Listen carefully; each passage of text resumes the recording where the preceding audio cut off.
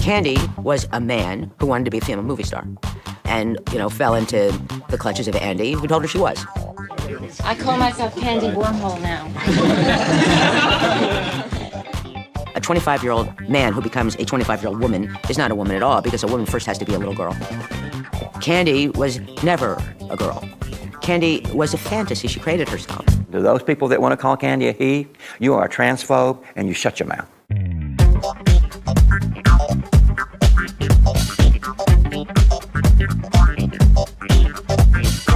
The thing about Candy was kind of curious in that here she was in the middle of this very avant-garde scene of Andy Warhol's factory and underground filmmaking and pop art, and she really was a throwback. She was someone who wished the studio system still existed and sort of saw Andy as, Louis B. Mayer, except Andy in some ways was, but he didn't have the resources of a Louis B. Mayer, and she wanted to be Kim Novak. She wanted to be the kind of queen of the studio. Candy fit in perfectly, because she was like a real movie star from MGM or something at the time, only in a world that was filled with LSD and speed, really, speed. Our tits are flying now, let's go. It was Tennessee Williams who finally decided to champion her. Hi, I'm Candy Darling. She was with Tennessee Williams. And Tennessee Williams didn't suffer fools. I mean, maybe if they were a cute guy, but they weren't sleeping together. He liked her, plain and simple.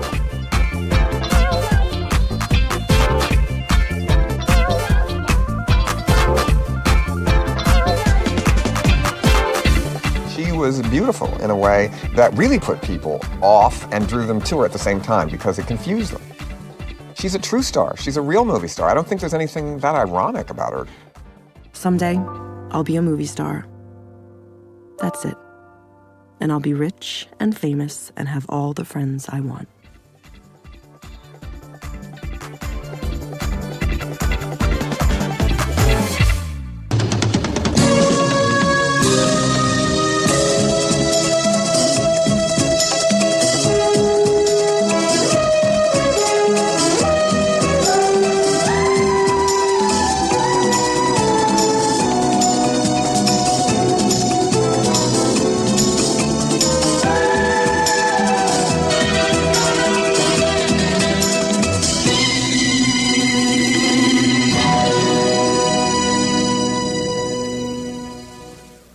I just wonder, will you ever know?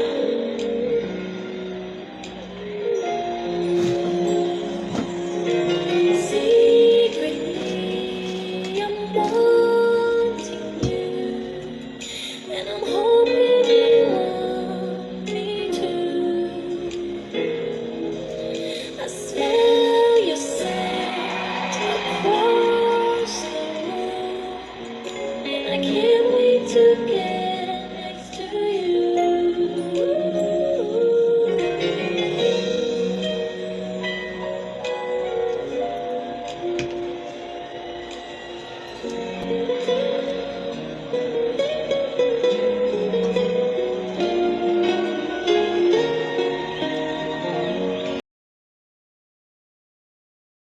Well, hello, darlings. I'm missing an earring. Where did that go? Boop. Happy Saturday night. Who knows what night it is when you're actually viewing this. All I know is that I'm so grateful that you are viewing this. And look at this. May I stand up for you? I'm not wearing any pants right now, so I have to be careful. Boop. When love and light is no longer an option. Hill Jane Unfiltered, YouTube. So this is my first piece of merchandise and YouTube merchandise. To say I'm excited would be an understatement. Now we have ways of fixing the no earring thing. As I said, this is my first piece of YouTube merchandise. I actually can't put it on my YouTube channel until I get a few more subs. I'm there with the hours and everything, but I need a few more subs. So I know it's hard, you guys. I know. Particularly, my biggest audience is in Europe, yet you won't subscribe. So Europe, please subscribe. Please. like my new ear piercing, my new nose piercing. I took the Chanel out. I just like this, but this is supposed to be some type of Indian thing. I don't know. I just dig it. It's big. I like things that are big. So, I have something exciting to say before we do the Candy Darling. See, what happens is you get a YouTube store, but you have to be at a certain level, and what's that called? The Alka-Seltzer Alka something is off. Everybody's just messed up this weekend. All of our views are messed up. Yesterday, one of my videos had 1,500 views. Today, it got down to 400. It's just weird. It's just weird. I don't know why it happens, but it does. I have to be honest. So this is the first piece, and I need to find out what kind of interest I have before I order more. I feel weird selling pictures of me and things with my image on it to people. Because if you're willing to wear something that has me on it, I think of it as a compliment, the highest compliment, and I just want to give it to you. So long story short, that's what I'm going to do. Underneath here is my business email. I'm going to see how much of an interest there is, and I'm going to order some t-shirts. If you want one, send me an email. And so the first 10 people, no matter where you are, what country you're in, and even if we go a little over 10, I'll send you a Hill Jane Unfiltered t-shirt. Remember, the name of the show is now Hill Jane Uninhibited, but I had set off for this when it was still unfiltered. But that's okay, because it's basically the same thing. When love and light is no longer an option. And I love this picture of me. And it's exactly what I like. It's exactly like how I like to look. Heavily filtered. You know, just looking bitchy and fabulous. I would love to give you one if you want to wear it. And that's really all I have to say. I mean, if you want a shirt, the first 10 people, I got you. And I'll probably go a few over 10 people. You know, I have to order a certain amount. And I just want to see, do I need to order the minimum amount or what? You know, I just don't know.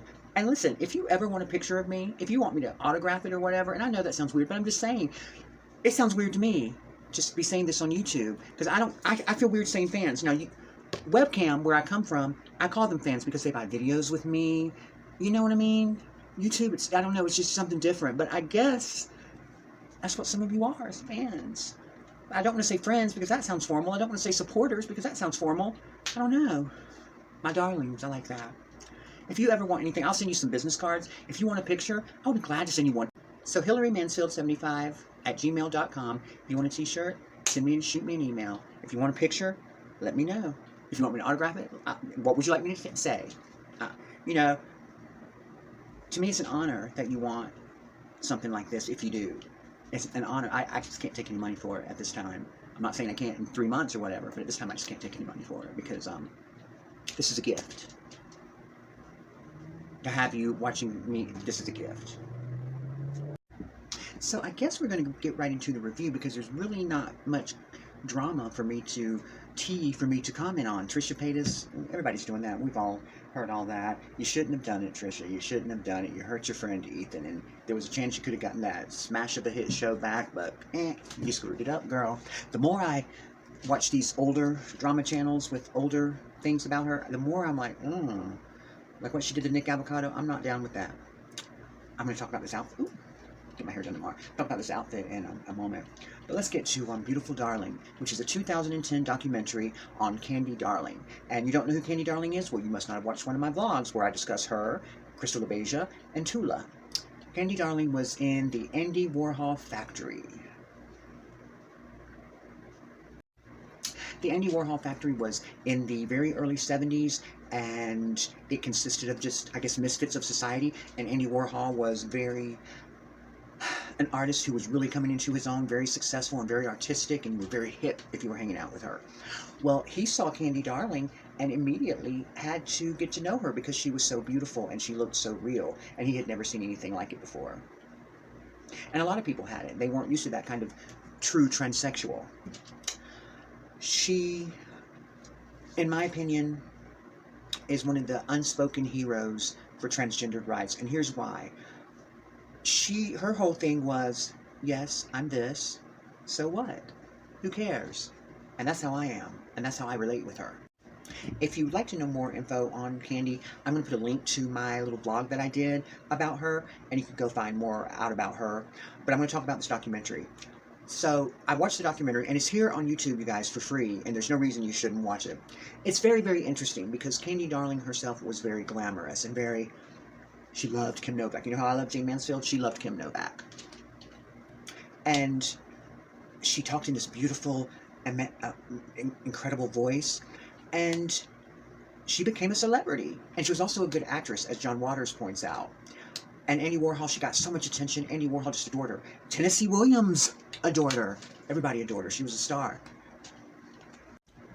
The documentary has this unusual, she was so Hollywood and so, you know, movie star-esque and so glamorous. The documentary isn't. It's very, like, rooted in her down-home roots.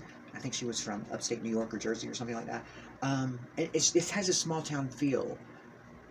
Holly Woodlawn, who was also in the factory and is practically an icon, is interviewed. John Waters. The one thing I don't like about it, this is my only thing about it, they hint at some darker sides of life, meaning prostitution, drug use is discussed thoroughly, but they hint, but they never come out and discuss her prostitution.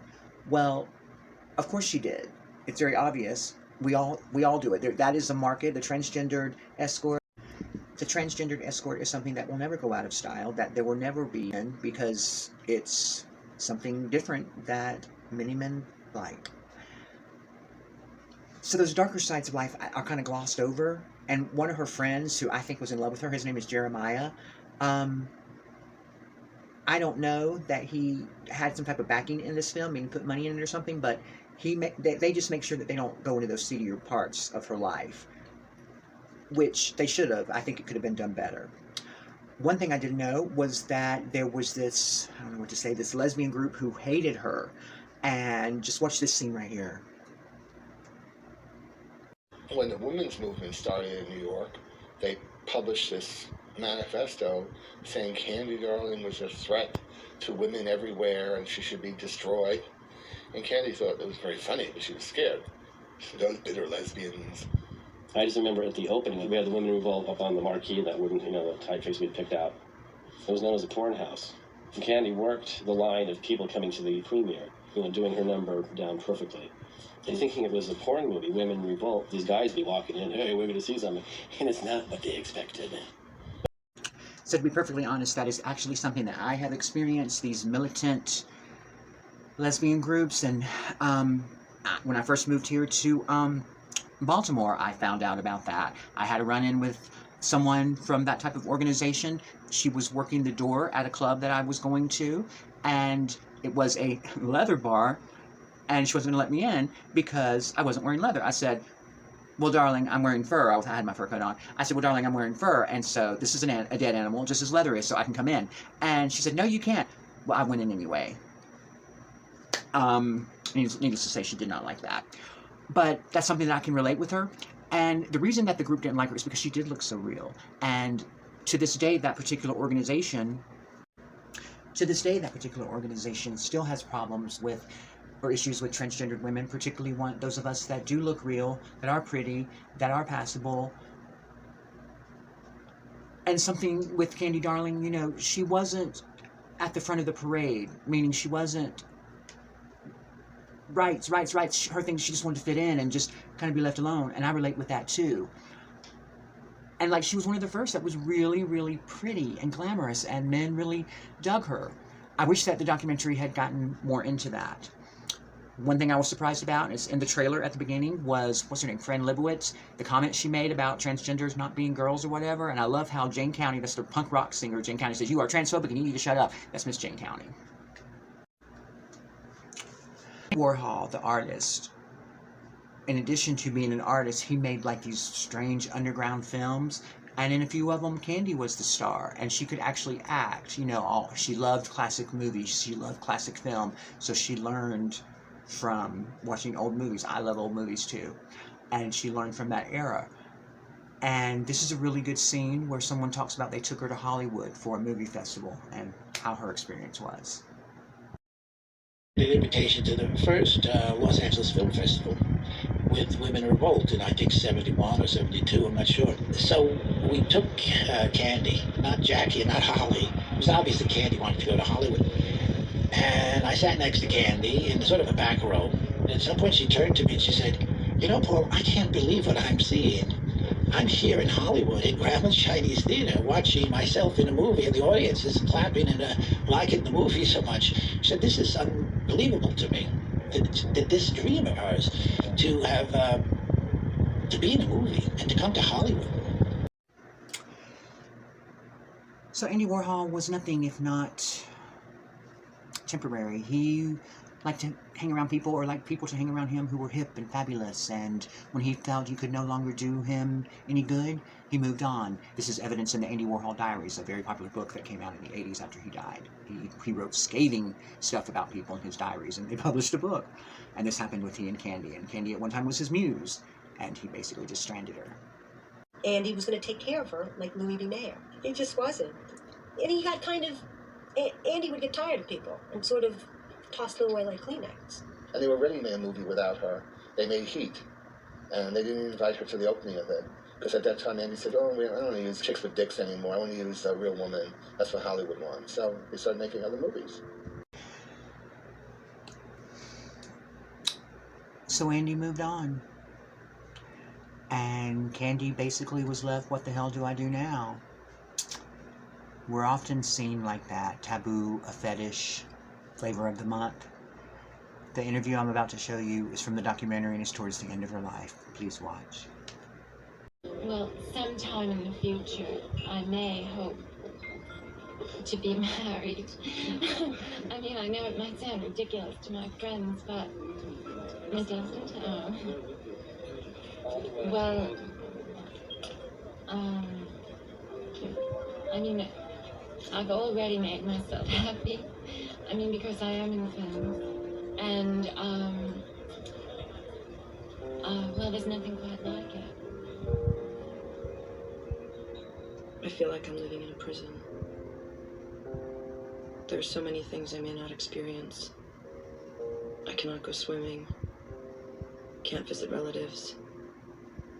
Can't get a job. Can't have a boyfriend. I see so much of life I cannot have. I am living in a veritable prison. So at some point, Candy noticed that she had tumors or lumps in her tummy. She had contracted a form of leukemia. Basically, she had cancer. She was dying. The general consensus is it was an overabundance of hormones, which is very dangerous for all of us when we take too many hormones. And she knew she was dying. She played it up, and she would put full makeup on in the hospital, and they show pictures of that here in the documentary. But take a look at this last phone call, or this phone call that she was making to someone at some point. What? Are you kidding? What did I do to you? Well, where will I go?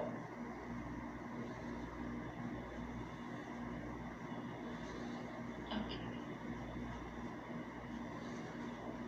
Thank you very much for making me wish I were dead. And that happens to us. A very smart lady who does readings and things like that said that I was born in the wrong era, and that I belonged in the Andy Warhol era, and that I reminded her of Candy Darling, and that I should have been in the factory, that's the era I should have been in. And I reminded her of Candy Darling. We have the same aura. And I've received a lot of compliments, but that was a huge compliment. And from then on, I've started thinking, wow, I do have a lot in common with her. I'm lucky in that I never contracted a disease and ultimately lost my life despite having tried many times to end my life. I was unsuccessful. You know, I like to think I'm not a big star like her, but I am known on the internet, and I like to think I have a voice, and I can pick up where maybe she left off. You don't have to preach and get on people's nerves to make a point. and that was kind of her thing. And there's room for everybody. And I just salute and pay tribute to Candy Darling, an unsung pioneer of transgendered rights and women. Beautiful Darling is available here on YouTube for free. Please check it out. Find out more about this fascinating woman who I just adore. And I hope you enjoyed my little review. Now let's get to some other stuff. Alright, well you guys, I'm going to have to end soon, but I want to show you this outfit that I got the other day at the Dreadful Mondawmin Mall. Now, excuse me. Boop. This is my new cat suit. Look at that, look at that, look at that. Yes, darling. Can't wait to wear that. I'm kind of saving it for, you know, that guy that I still have that little yearn for, that, you know the one I'm talking about. The one that put a video of me and him on Twitter. Yeah. No, he hasn't called, but he will eventually. I'd love to wear that with him. So there's really not much drama to report on YouTube. I am going to ask that support the smaller YouTube channels. We really, really do need it. And I also want to report this. The Courtship of Ebony Law by M.J. Grayson, which I'm not quite halfway through. Now that this video's done, I can get more into it. But this is a good book. And it's a good late night read, if you know what I mean. It's very descriptive, if you know what I need. It's not porn or erotic, but it's good. I like it. And I have a lot of questions for M.J. Grayson. Can't wait to interview him. It might actually be this week. So, I'll report more on this on my next video. In the meantime, go out and get you some. And let me know if you want some of this t-shirt. Boop. And I just want to personally tell you about their OnlyFans. It's a new concept. It is erotica, meaning they get down, but they also will give you advice if you're having a little bit of trouble, if you are wanting to spice things up with you and your partner. They know it all. Val, I just have found to be so informative and so educational, and Paris he's down. So check out their OnlyFans. Dr. Venus and Dr. Mars. It's a very new concept, and I personally subscribe to it. Boop.